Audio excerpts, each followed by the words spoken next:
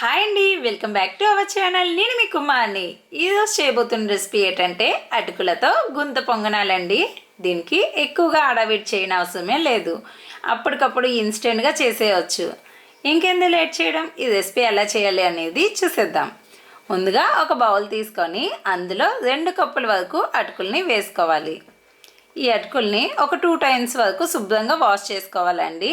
ఈ వాటర్ అంతా తీసేసి ఇందులో 1 కప్పు వరకు బొంబాయి రవ్వని వేసుకోవాలి.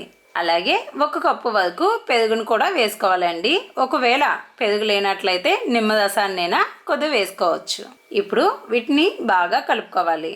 ఇప్పుడు మూత పెట్టేసుకొని ఒక 10 మినిట్స్ పాటు పక్కన పెట్టేసుకోండి. ఇప్పుడు తీసుకొని ఒక మిక్సీ గిన్నెలో వేసుకోవాలండి. అందులో కొద్దిగా వాటర్ వేసుకొని మిక్సీ చేసుకోవాలి. చూడండి, మిక్సీ చేసినట్లయితే కన్సిస్టెన్సీ ఇలా ఉండాలండి. ఇందులో రుచికి సరిపడినంత ఉప్పును వేసుకోవాలి.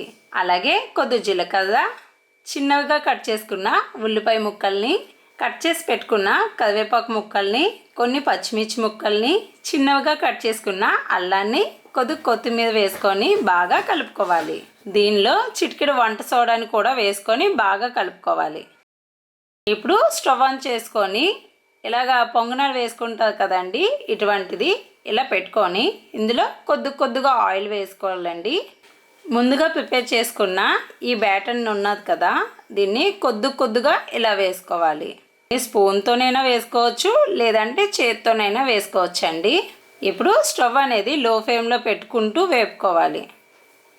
ఈ వేపాయి కదా, ఇప్పుడు మరో పక్కకు కూడా టర్న్ చేసుకొని ఇలా మంచి కలర్ వచ్చే వరకు కూడా ఫ్రై చేసుకోవాలి.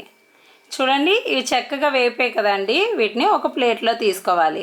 ఇప్పుడు మీకు నచ్చిన చట్నీతో తిన్నట్లయితే సూపర్ టేస్టీగా ఉంటుందండి. చాలా అంటే చాలా బాగుంటుంది. మీకు ఈ రెసిపీ నచ్చినట్లయితే ప్లీజ్ సబ్స్క్రైబ్ చేసుకొని సపోర్ట్ చేయండి. Thanks for watching.